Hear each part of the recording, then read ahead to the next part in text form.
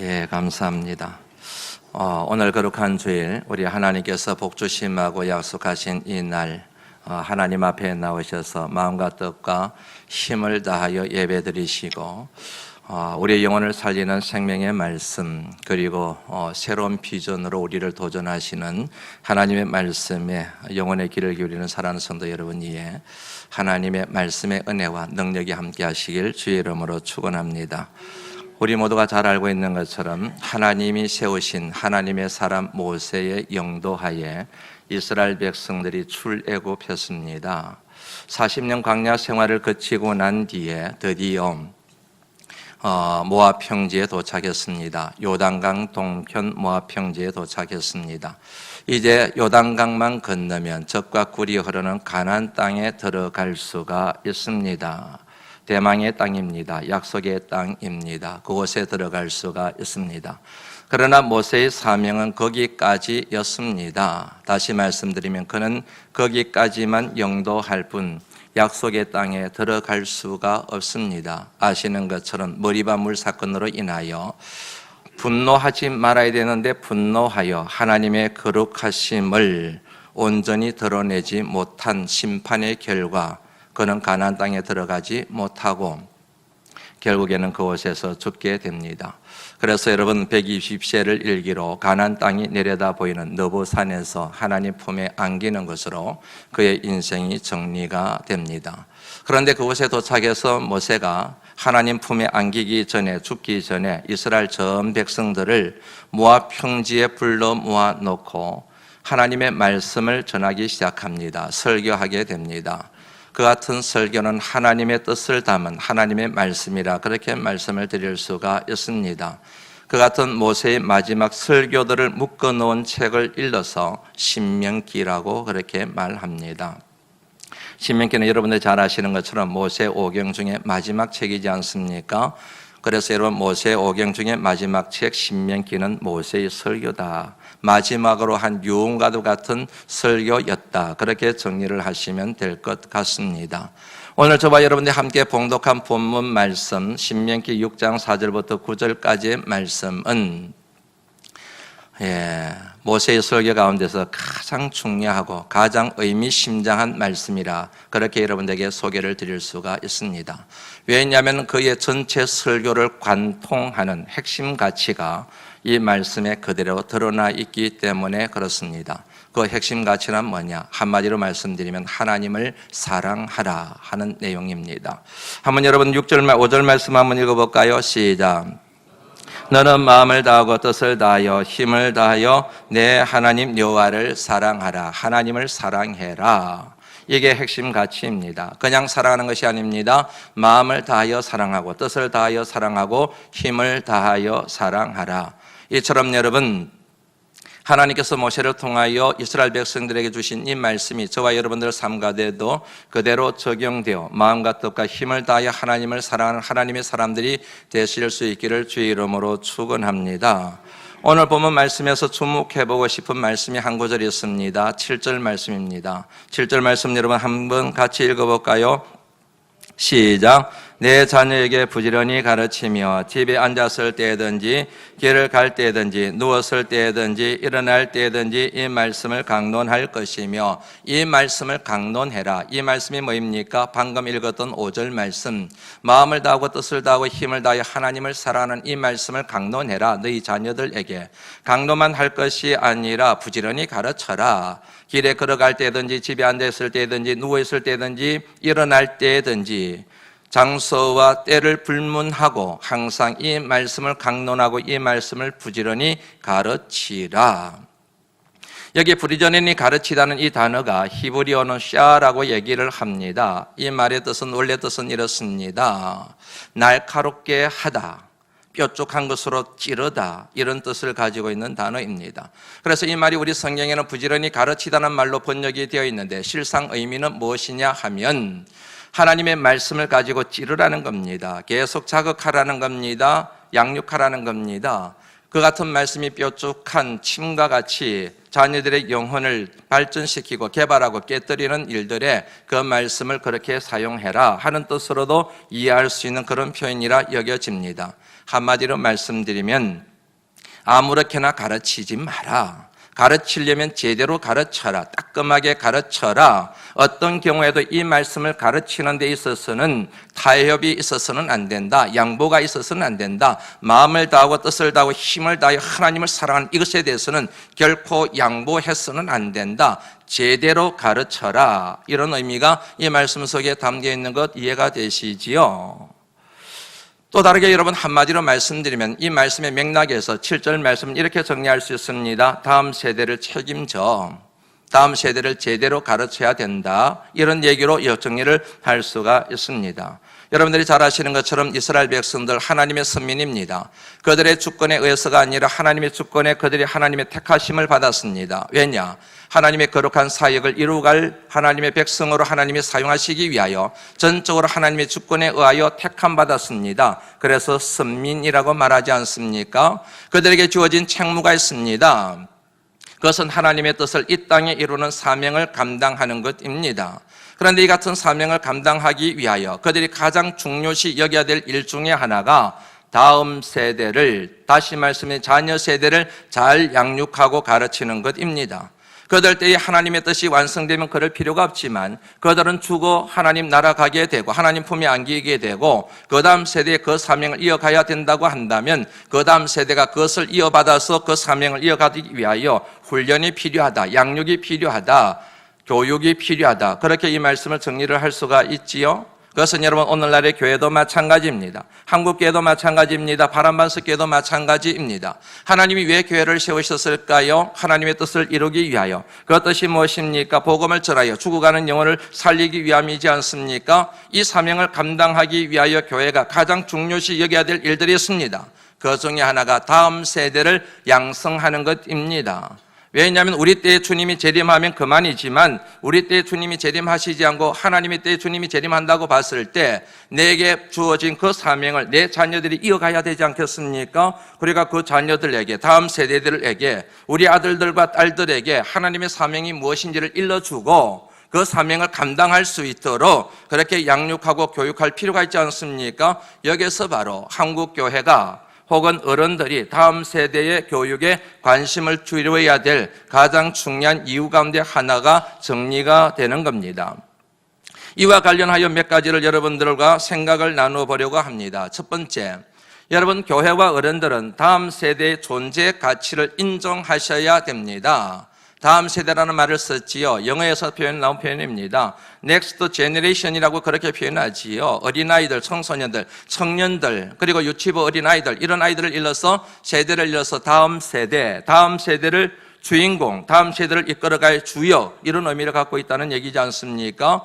그러니까 여러분 이들이 없으면 다음이 없습니다. 다음 세대가 없습니다. 이들이 없으면 다음에 우리의 미래도 없습니다. 가정의 미래도 없습니다. 사회의 미래도 없습니다. 나라의 미래도 없습니다. 교회의 미래도 끊어지는 거예요.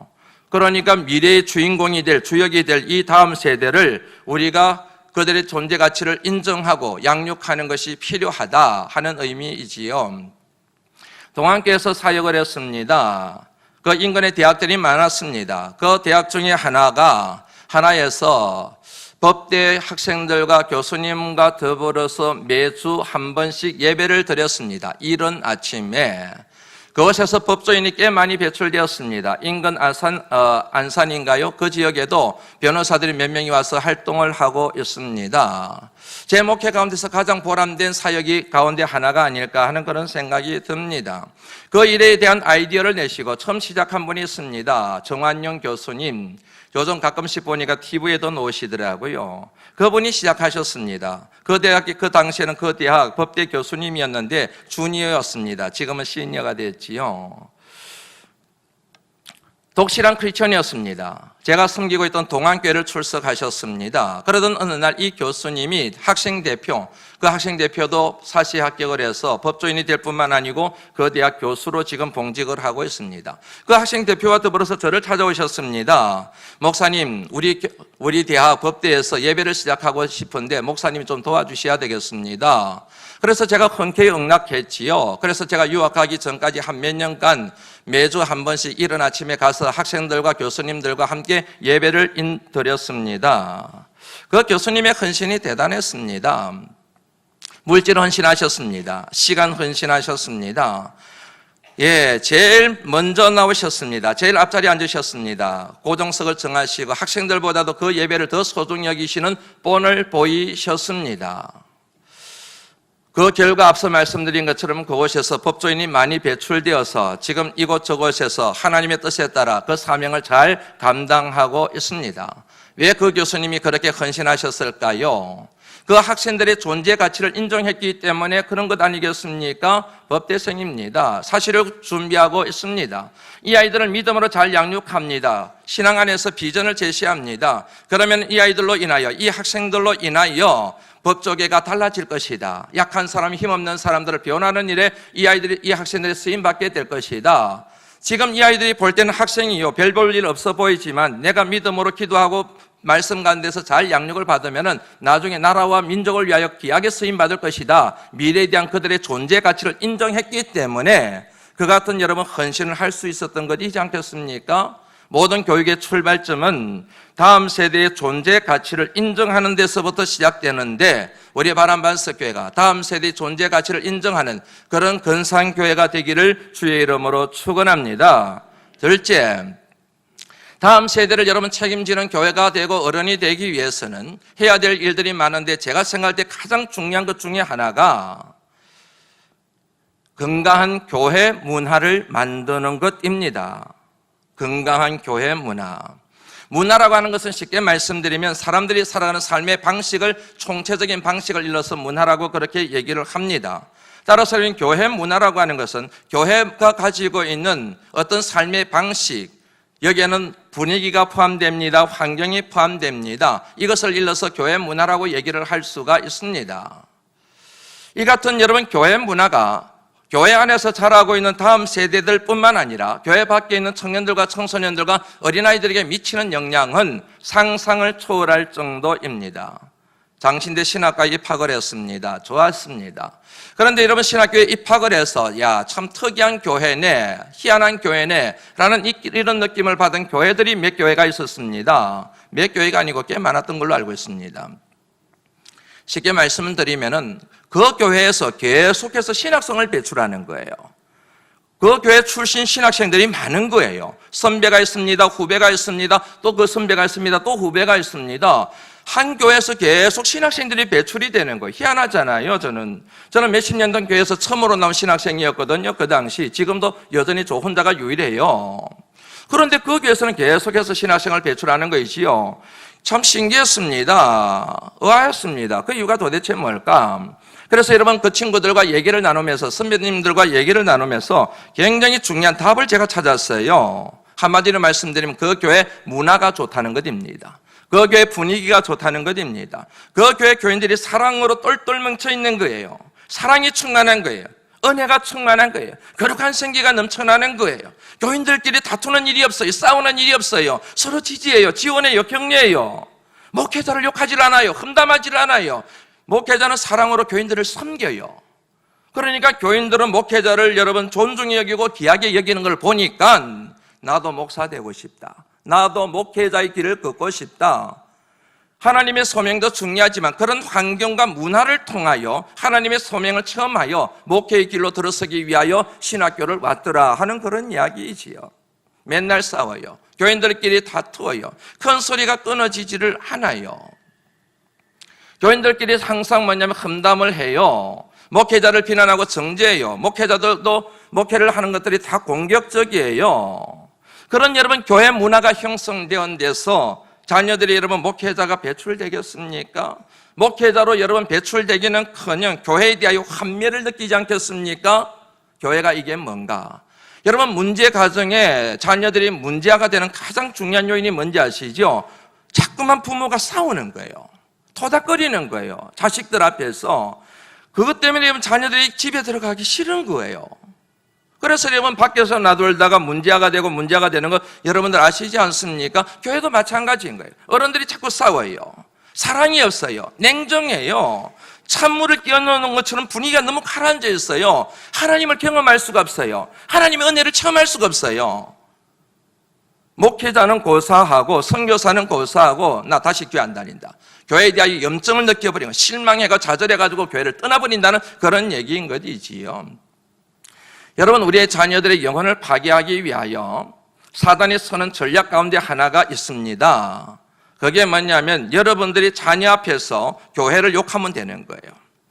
교회에 부정적인 얘기를 하는 겁니다. 교회에 누군가를 험담하는 겁니다. 목회자를 정죄해버리는 겁니다. 그리고 뒤에서 수군거려버립니다.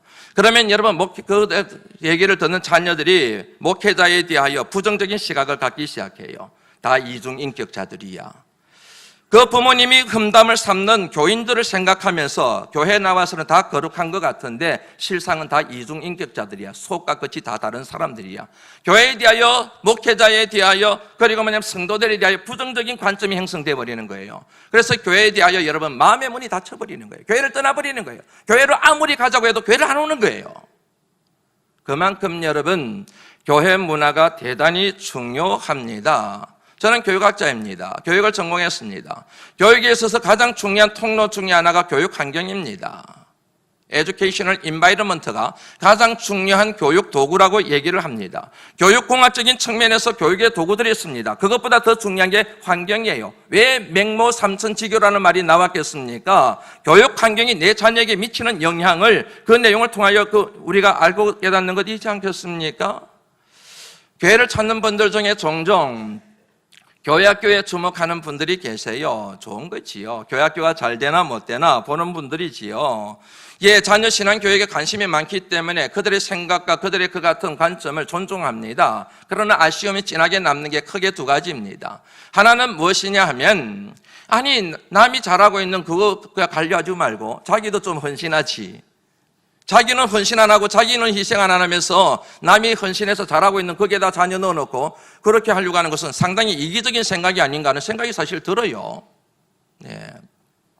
두 번째로 여러분 그분들에게 제가 꼭 해주고 싶은 말이 있습니다. 교회학교도 중요하지만 교회 분위기가 더 중요합니다. 교회학교를 통하여 배우는 것도 많이 있지만 교회학교에서 아무리 잘해도 교회가 시끄럽습니다. 교회가 뭐냐면 이렇게 저렇게 편이 나뉘어져 가지고 뒤에서 험담합니다. 나중에 다툽니다. 분열합니다. 그러면 아이들은 여러분 교회학교와 상관없이 상처를 입게 되고 교회를 떠나버리게 됩니다. 그러면서 교회학교를 보는 것도 중요하지만 그 교회 분위기를 보는 것이 더 중요할 수 있습니다 라고 하는 말을 그분들에게 제가 꼭 하고 싶은데 할 때보다도 하지 못할 때가 훨씬 더 많아요.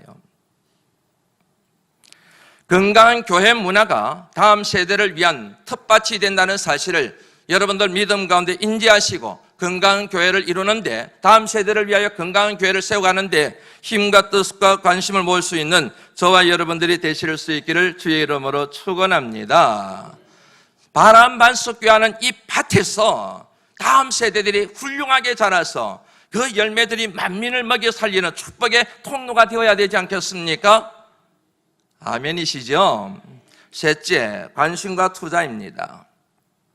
다시 동안교회 얘기하는 것을 양해해 주시기를 바랍니다. 서울 임원동에 가면은 그 옆에 경희대가 있고 외대가 있고 고대도 있고 시립대도 있고 막 그래요. 거기에 가면은 여러분 동안교회라고 하는 교회가 있습니다. 그 교회 그러면은 청년부가 부흥한 교회 그리고 교회학교가 잘 되는 교회로 소문나 있습니다.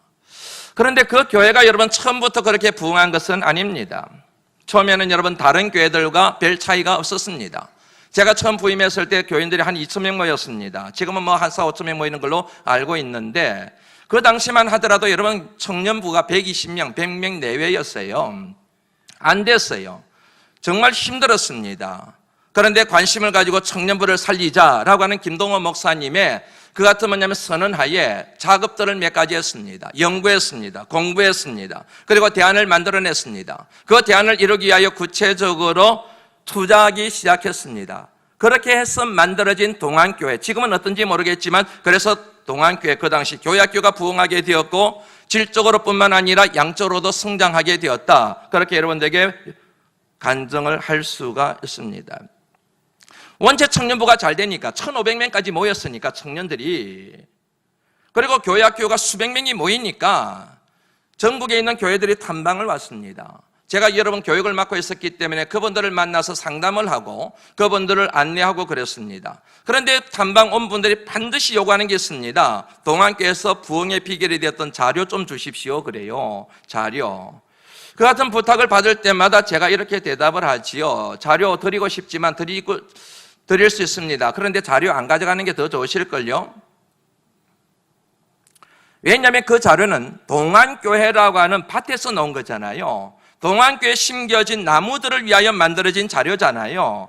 그 자료들을 여러분들의 교회로 가져가도 쓸모가 없습니다. 그래서 자료를 가져가려고 하지 마시고 동안교회 정신을 배우고 가세요. 그렇게 말씀을 드렸습니다. 그 정신이란 게 뭔가? 관심입니다. 투자입니다. 이거를 배우고 가셔야 자료가 의미가 있는 것이지, 교회학교에 대한 관심, 교회 공동체의 관심과 어른들의 투자가 없는데 이 자료만 가지고 가서는 무용지물입니다. 정신을 배워가세요. 그렇게 얘기를 하고 그럴 때마다 예를 든 게 있었습니다. 왜 어떤 식으로 동안교회가 관심을 갖고 있는지를 예를 든 게 있는데 그 중에 하나를 소개해드립니다. 여름이 되면 농촌 선교 봉사활동을 청년들이 갑니다. 전국으로 갑니다. 그럴 때마다 이런 광고가 나가지 않겠어요? 광고가 나면 김동호 목사님이 광고 시간에 딱 두 가지를 얘기를 하세요. 하나를 뭘 얘기를 하시느냐 하면 어른들, 청년들이 있는데 가셔야 됩니다. 빈손 들지 말고 콜라 한 병이라도 사들고 가셔야 됩니다. 청년들을 기 살려줘야 됩니다. 그래야 미래가 있습니다. 교회의 미래가 있습니다. 어른들 꼭 콜라 한 병 사들고 가세요. 그렇게 부탁합니다. 그러고 나서 여러분 폭탄 같은 말씀을 하십니다. 뭐라고 말씀을 하시느냐 하면 청년들 잘 들으라. 청년부 농촌 선교 봉사활동 하는데 콜라 한 병 사들고 오지 않는 분들은 나중에 장날 성갈 때 절대로 찍지 마라. 폭탄 같은 말이지. 교회학교에 관심이 없고 콜라 한 병 사들고 올지 모르는 그런 사람은 절대로 항존직을 찍지 말라는 얘기예요. 상당히 일리가 있는 얘기입니다. 왜 그런지 아시죠? 항존직이 되고 장로님이 된다는 것은 지도자가 되는 것을 의미합니다. 그 지도자 그룹에 의하여 예산이 세워집니다. 교회 방향이 결정됩니다. 정책이 결정이 됩니다. 그런데 여러분 장로님이 되시고 권사님이 되시고 안수집사님이 된 분들이 다음 세대에 관심이 없습니다. 다음 세대를 위하여 헌신하지는 못합니다. 다음 세대를 위한 투자에 대하여 전혀 인색합니다. 그러면 여러분 시간이 지나고 세월이 지날수록 그 교회는 다음 세대가 없기 때문에 약화됩니다. 결국에는 문을 닫을 가능성이 높은 겁니다. 그래서 여러분 그 교회는 농촌 선교 봉사활동 때나 여름 수련회 되면요 교인들이 막 움직이기 시작해요. 사들고 다니기 시작해요. 그런데 그걸 가지고 여러분 욕하시면 안 됩니다.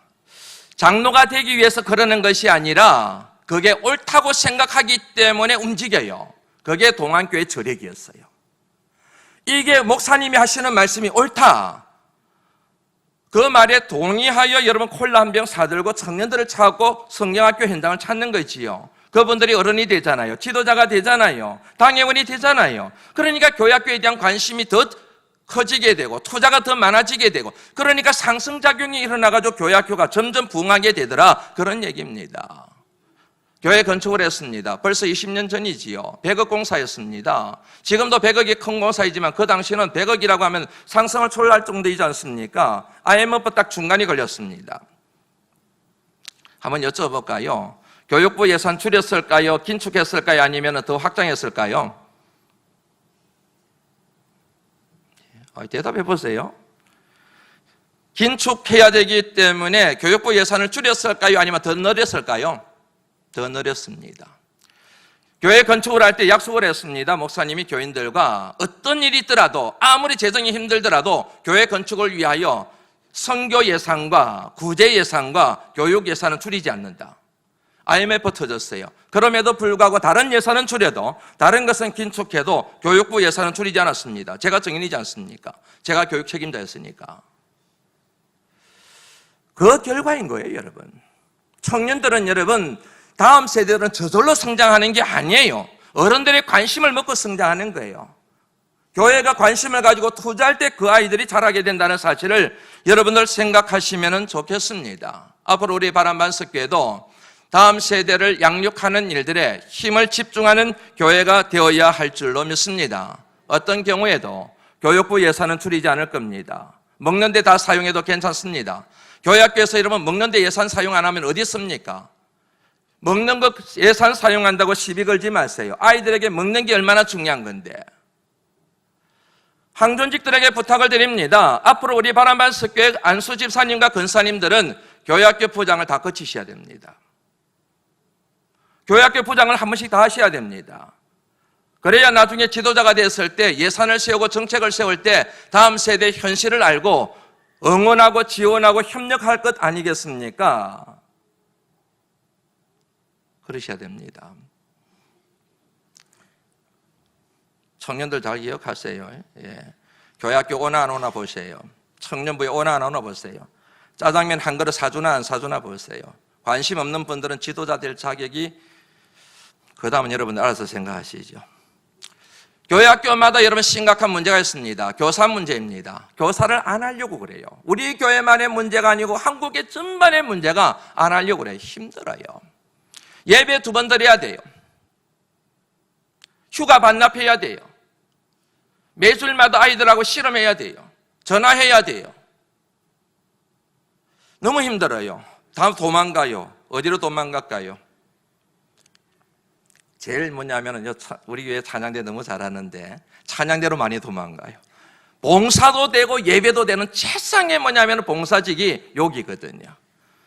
예, 여러분들 그렇다는 얘기는 아닙니다. 예. 제가 섬겨왔던 교회들, 동안교회를 비롯해서 높은 뜻 성린교회를 비롯해가지고 그런 경향이 많더라 하는 얘기죠. 근데 저만의 얘기인 줄 알았더니 목회자들 만나면 다 그렇다는 거예요. 교사가 없어가지고 교인은 많은데 교사가 없는 거예요. 안 하려고 그러는 거예요. 그러면서 맨날 뭐냐면 교회학교에 대해서 불평불만만 늘어놓는 거예요. 관심도 안 하면서, 자기는 헌신 안 하면서, 투자를 하지 않으면서. 그래서 여러분 교사를 좀 지원해 주시죠. 학부모님들 여러분 남한테 맡겨놓지 마시고 내 자녀가 신앙 안에서 자라는 것이 소중한 만큼 다음 세대를 생각하신다고 한다면 교사로 헌신해 주시기를 주의 이름으로 부탁을 드립니다. 좋은 일이 있을 줄로 믿습니다. 자랑 하나 합니다. 제가 미국에서 공부를 했는데 3가지 과정을 거쳤습니다. 졸업을 했습니다. 하나는 MA였습니다. 또 다른 하나는 THM 신학 석사였습니다. 그리고 마지막은 박사과정, 목회학 박사과정이었습니다. THM 신학 석사 과정만 빼놓고 MA 석사 과정하고 그리고 박사과정은 전액 장학금을 받고 공부를 했습니다. 제가 대단하다는 걸 얘기하는 것이 아니라 그 신학교가 대단한 거예요. 예, 뭔 생각이 있는지는 모르지만 저에게 여러분 학비를 하나도 안 받고 박사과정을 공부를 시켰다는 거이지요. 박사과정 공부할 때였습니다. 본관 2층에서 공부를 하고 쉬는 시간에 복도를 제가 이렇게 심을 갖고 있는데 갑자기 복도에 쫙 걸려있는 초상화가 눈에 들어오는 거예요. 예전에는 보이지 않던 초상화예요. 그런데 그날따라 초상화가 너무 마음에 확 와닿아서 가까이 가서 지켜봤습니다. 어떤 분은 1700년도에 태어났다가 1800년도에 돌아가셨고 어떤 분은 1800년도에 태어나셨다가 1900년 초에 돌아가셨고 다 그런 분들이에요. 그러니까 몇백 년 전에 사셨던 분들이에요. 그분들의 초상화를 왜 걸어놓는지 여러분들 아시겠지요? 그 학교가 세워지고 그 학교 재정을 위하여 도네이션 한 분들, 그분들의 뜻을 기리기 위하여 초상화를 그렇게 걸어놓은 거예요. 근데 여러분 그분들을 쭉 이렇게 사진을 보다가요 제 마음에 덜컥하고 하나 걸리는 게 하나 있었어요. 이분들이 몇백 년 전에 몇백 년 후에 대한민국이라고 하는 나라에서 고병화라고 하는 목사가 와가지고 그분들이 뿌린 씨앗에 맺혀진 열매를 가지고 공부를 하리라고 상상이나 했을까? 1, 20년이 아니에요. 수백 년이에요. 수백 년 전에 수백 년 후에 고병호가 와가지고 그들이 뭐냐면 헌신한 그 힘으로 공짜로 공부한다는 사실을 이분들이 예측이나 했을까? 제가 볼 때는 아닌 것 같아요. 그 당시 우리나라 조선이라는 나라가 흔적이나 있긴 했습니까? 저절로 기도가 나오던데요. 여러분 고맙습니다. 여러분 덕분에 제가 이렇게 공짜로 공부하고 있네요. 여러분들의 헌신이 헛되지 않도록 제가 열심히 공부하고 우리나라로 돌아가서 제가 열심히 부끄럽지 않게 목회하겠습니다. 그렇게 제가 다짐을 했어요. 여러분들 그분들 초상 앞에서 씨를 뿌리면 여러분 10년 20년 안 날 것 같지만 교육은 100년 되게라는 말이 있습니다. 시간이 지날수록 열매를 맺어요.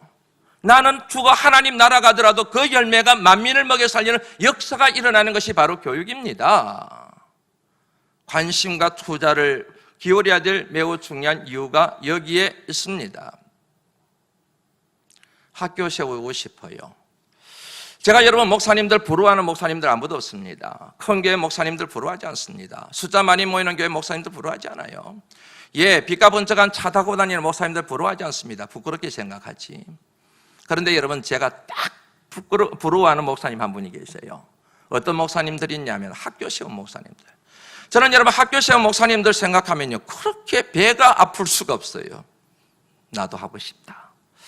교육 현장에 오래 있었습니다. 교육을 공부했습니다. 교육과 관련돼서 박사학위를 받았습니다. 하나님이 훈련시키시고 공부를 시키실 때는 뜻이 있는데 비전을 거기에 두고 학교 세우고 싶다는 마음이 제 마음속에 얼마나 간절한지 모릅니다. 그래서 우리 교회 왔을 때 처음 왔을 때 여기 주변에 딱 맞네. 여기 학교 세우면 좋겠다.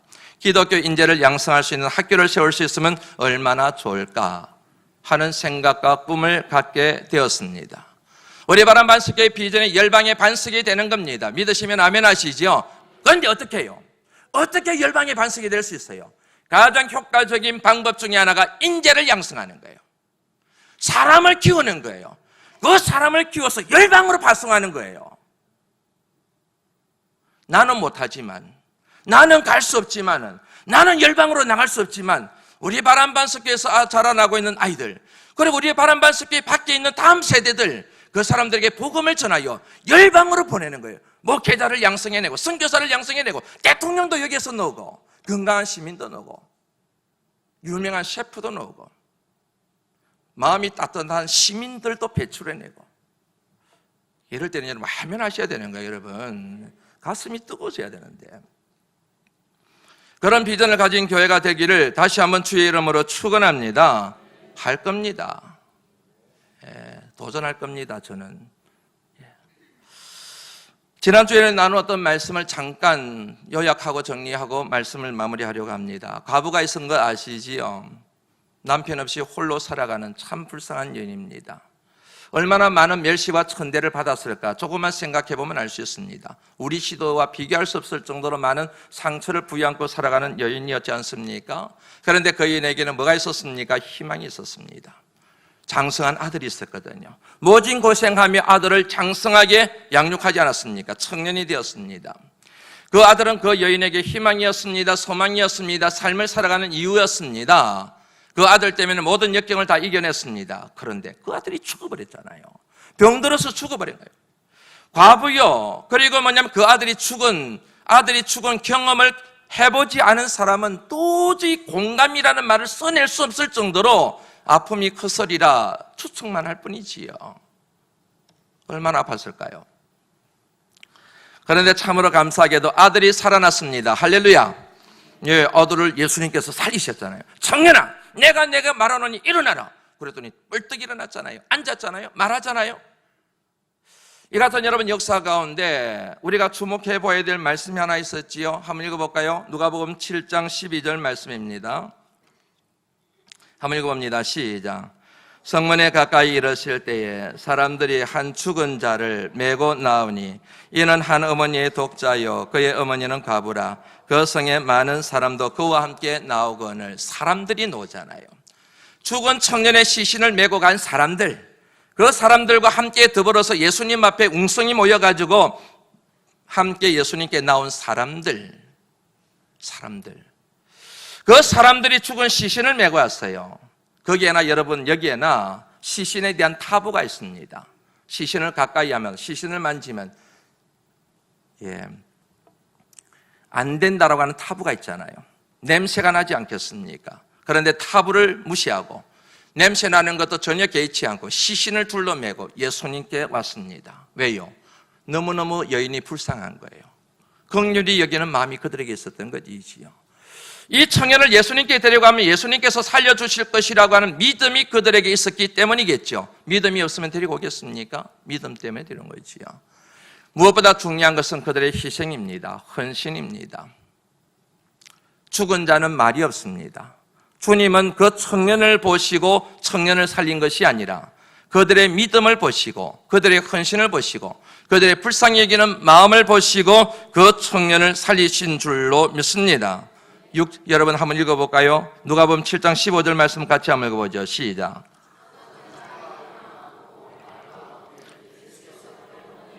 죽었던 자가 일어났습니다. 앉았습니다. 그 다음에 나오는 내용이 뭐예요? 말도 하거늘 궁금해요. 천국에 가서 물어봐야지요. 청년이요, 그때 죽었다가 살아났는데 말했다고 성경 말씀에 기록이 되어 있는데 그때 무슨 말 했어요? 성경에는 그게 기록이 안 되어 있으니까 궁금하지 않으세요? 저는 말씀을 읽으면요 궁금한 게 많아요.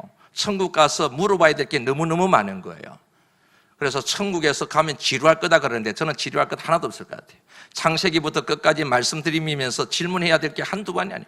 다윗을 만나도 질문하고 싶은 게 많고 솔로몬을 만나도 질문하고 싶은 게 너무너무 많은데 이 뭐냐면 살아난 청년에게도 묻고 싶어요. 뭔 말 했어요? 말을 했다는 말만 있지 뭔 말을 했는지는 나오지 않잖아요. 근데 여러분 상식적으로 한번 생각해 보시죠. 뭔 말을 했을 것 같아요? 제일 먼저 했던 것은 감사였던 것 같아요. 예수님 감사해요. 저를 살려주셔서 감사해요. 우리 어머니 너무너무 불쌍한데 내가 어머니 호강시켜 드려야 되는데 내가 죽으면 우리 어머니 따라서 죽을 텐데 나를 살려주셔서 뭐냐면 예수님 감사해요. 주님 감사해요. 우리 어머님으로 옆에 돌려보내주셔서 예수님 너무 감사해요. 고마워요 예수님. 그러지 않겠습니까? 여러분 고맙습니다. 냄새나는 제 육체 덩어리를 안고 울러매고 주님께 너무너무 고맙습니다. 당신들의 헌신 때문에 제가 살아났습니다. 여러분 고맙습니다. 동네 주민 여러분들 고맙습니다. 어른들 고맙습니다. 막 그러지 않겠어요? 그 다음에 예측되는 게 뭘까요? 덤으로 받은 인생입니다. 잘 살겠습니다. 저도 여러분들처럼 헌신하며 살겠습니다. 예수님 저를 살려주셔서는 이제는 제 인생은 제 것이 아닙니다. 주님의 것입니다. 주님 뜻대로 제가 살겠습니다. 그런 말 하지 않았겠어요? 과부의 아들이에요. 어릴 때부터 여러분 엄마가 과부이기 때문에 당하는 상처 그게 많았을 겁니다. 자연스럽게 아들 마음속에는 분노가 생길 수 있어요. 상처가 있을 수 있습니다. 두고 봐. 내가 복수할 거야. 그 같은 불운한 환경으로 인하여 받은 상처를 반드시 내가 보복을 하겠다는 그런 삐딱한 사람으로 갔을 가능성이 많아 그 같은 환경이었어요. 그런데 그렇게 말이 바뀌는 거지요. 몸만 살아난 게 아니라 정신이 살아난 거예요. 주님을 만남으로 인하여 영혼까지 살아난 줄로 믿습니다. 이런 사람들이 되자는 거지요. 이제 말씀을 마무리하려고 합니다. 제 페이스북 친구 가운데 왕신리 중앙교회를 섬기고 계시는 양어습 목사님이라는 분이 계십니다. 그분이 얼마 전에 페이스북에 글을 올리셨어요. 그래서 목사님한테 제가 연락을 해서 설교 시간에 사용하겠다고 했더니 사용해도 좋다고 그랬습니다. 그거를 그대로 읽어드릴게요. 우리 교회에 아름다운 일이 있었습니다. 김성호, 이형희 집사님 내외. 10년 전에 이 어른들이 이런 말씀을 하십니다. 제가 교회 학교에서 자라면서 교회로부터 참으로 많은 사랑을 받았는데 그걸 좀 갚고 싶습니다. 받은 바 사랑을 교회에 돌려주고 싶다며 아이들을 중국 북경으로 연수시켜 주시겠답니다. 당시 왕십리는 가난한 동네로 해외 못 나가본 아이들이 태반이었습니다. 단돈 1원을 본인이 부담하지 않고 전액, 여권, 비자, 비행 경비, 용돈까지 부담을 하시겠다며 조건은 북경으로 보내달라는 것입니다. 앞으로 중국이 대국으로 클 텐데 그 중심부를 보여주고 역사를 보여주고 싶다는 마음에서 선발은 교회에 전적으로 맡겨서 매 성경 퀴즈 대회를 하여 교육전도사님 인솔하에 각 부서, 어린이부, 중고등부, 청년부 1등과 중고등부 회장을 보냈습니다. 그동안 10년 동안 총 51명이 다녀왔습니다. 비용만 10년 동안 대략 3,500만 원 정도 됩니다. 10년째 되는 올해 두 분께 감사를 전했습니다. 곤지암에서 도자기를 특별히 구워 감사의 글을 적어드렸습니다. 정말이지 무엇보다 감사한 것은 그분들의 아름다운 마음이었습니다. 주님께서 크게 갚아주실 줄 믿습니다.